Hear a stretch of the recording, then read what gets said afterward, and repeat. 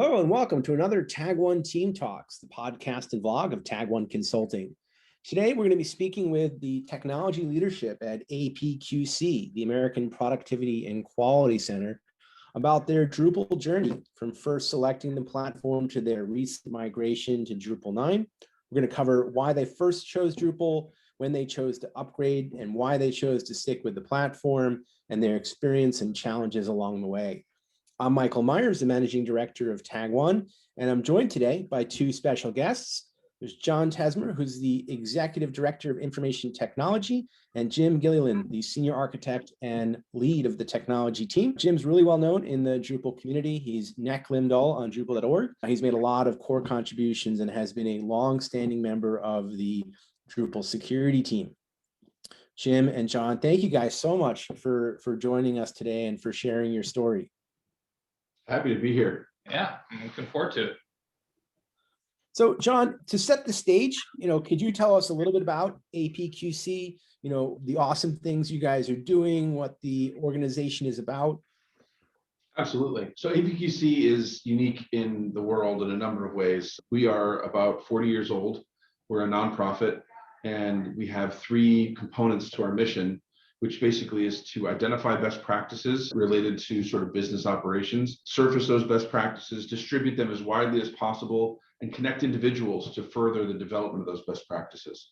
And the way that we do that here at APQC is through typically a research calendar where we go out and do research. We have a website where we disseminate that research, and we have quite a lot of events, including two major conferences each year.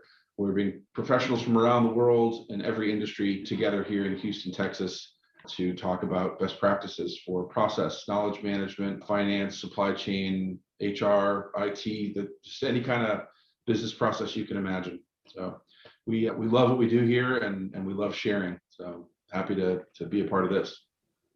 Yeah. Every time I talk to you guys, I think, wow, everyone should be a member of this organization. There isn't a company that I haven't been part of, no matter how great it is, that isn't struggling with these problems. Is this something that's exclusively for organizations? Is there information for individuals like myself within a company that want to make it better?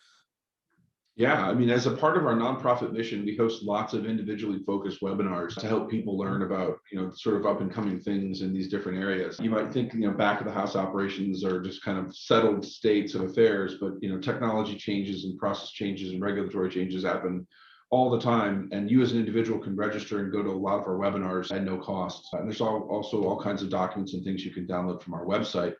But the majority of our content and really the sort of benefit of APQC is from our organizational memberships. So organizations pay a membership fee to us. And as a result, every employee inside of that organization gets access to the content that we produce annually. So right now we've got about, I want to say a little more than 9,000 pieces of content in our knowledge base.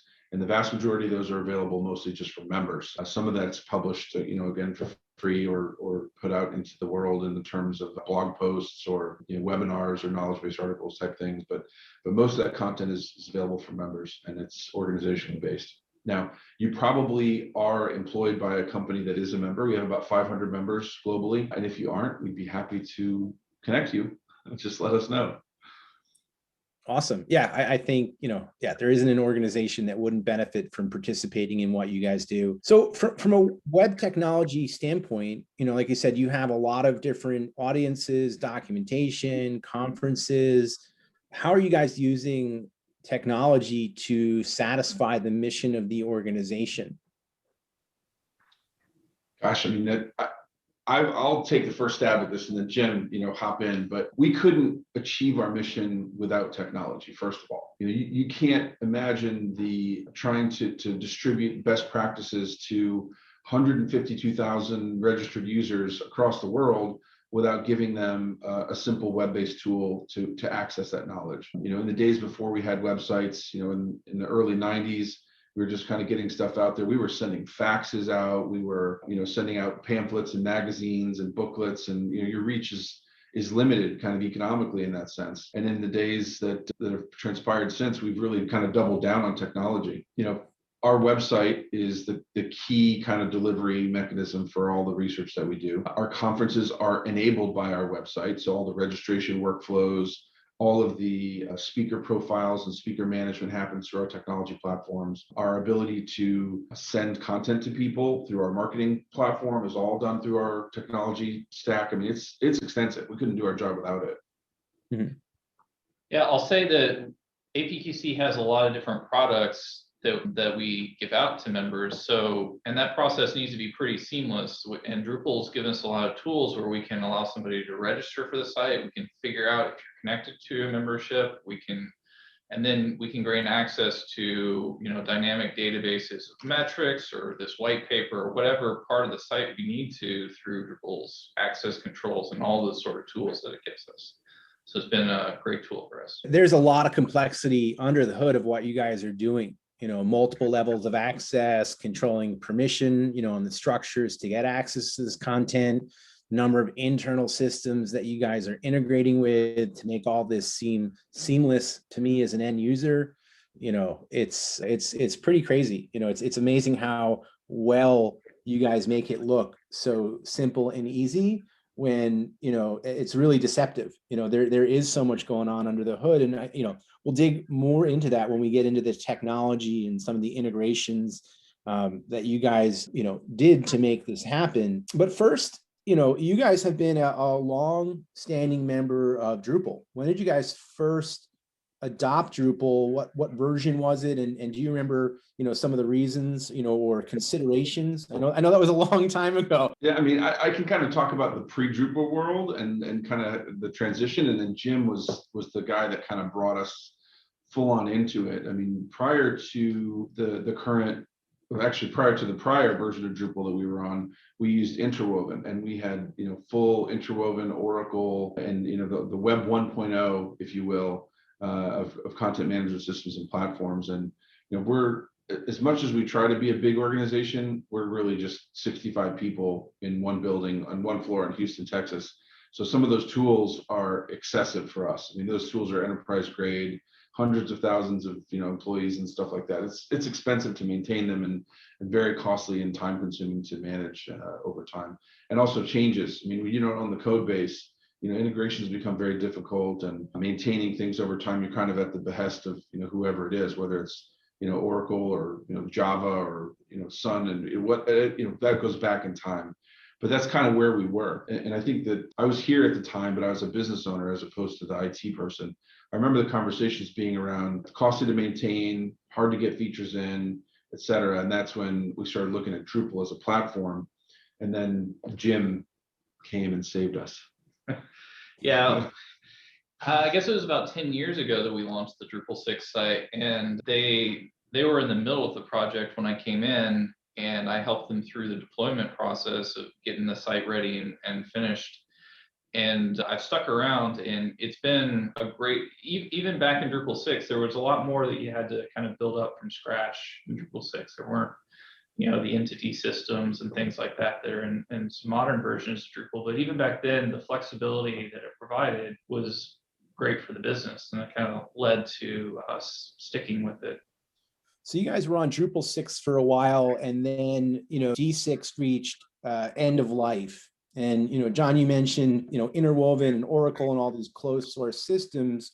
One of the great things about open source, I think, is that because there isn't vendor lock-in, when Drupal 6 reached end of life, you weren't kicked off the platform.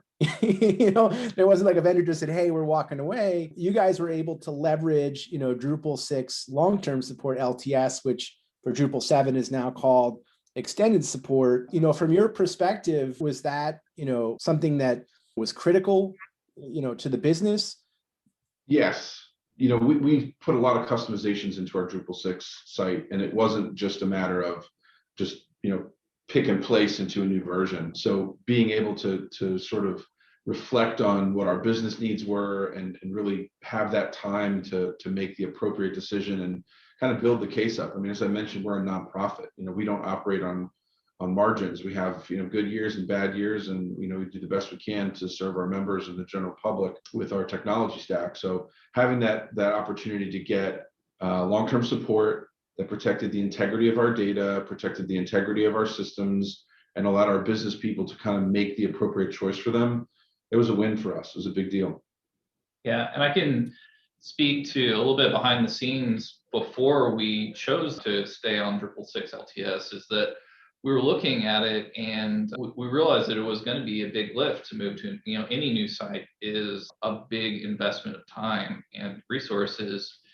And we, maybe we could pull it off before Drupal 6 was done, but we weren't confident in that. And there was so many new things that we wanted to look into to leverage a new platform that having the ability to reach out to Tag1 and go through their LTS support gave us the flexibility and time to step back and come up with the right solution and come up with what we really wanted in the new site, and work through that process at our own pace rather than being thrust into it and just kind of there's nothing worse than being controlled by your technology.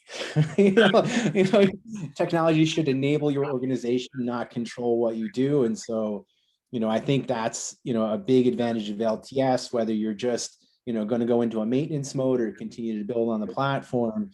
It gives you a lot of breathing room to make a business decision, as opposed to being forced into something for technical reasons. And for that alone, I think it's a great option. So, you were on LTS and you were primarily in maintenance mode at that point. You guys weren't doing a lot of development. When, was that when you started thinking about, when are we going to upgrade? How are we going to upgrade? You said that it gave you kind of that breathing room. Was that the start of that process? Yeah, so once we realized that we were gonna need to stick with the LTS for a while, we started reaching out to some different groups to help us kind of figure out what we were going to do with the new site. So we ended up landing with a company called APQC, and they walked us through some early process of figuring out what we wanted with the new site, and it was kind of open at that point. Drupal wasn't the only option. We were looking at different solutions like WordPress or Joomla, or just wide open board on what could fit. And obviously we had experience with Drupal, so that was kind of a prior, there was some weight there that was definitely something that we kind of like to stick with. But as we went through that process, we realized that it really did align with what we were wanting to do and the flexibility we're looking for. So we ended up sticking with and deciding to move forward with that project with Drupal 8. I think It's pretty amazing.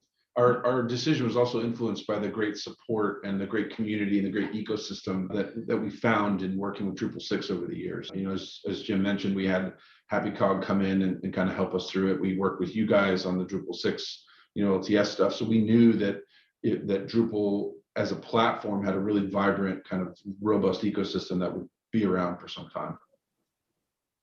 It's pretty amazing how, a lot of the key reasons you guys chose Drupal 6 to begin with are reasons that you chose to stay with Drupal moving forward. And, over a decade later, those things were even better, even stronger than they were. And we're going to dig more into that in the next segment.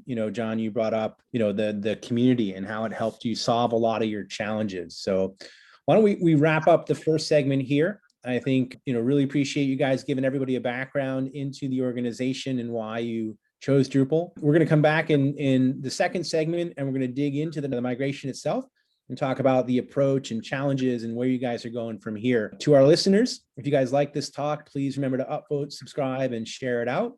You can check out our past Tag Team Talks at tag1.com/TTT for Tag1 Team Talks. As always, we'd love your input and feedback on this show or any future ideas for topics we should cover. You can email us at ttt@tag1.com. That's tag1.com. And again, John and Jim, huge thank you for being here with us today, and for everyone who tuned in. Really appreciate you joining us.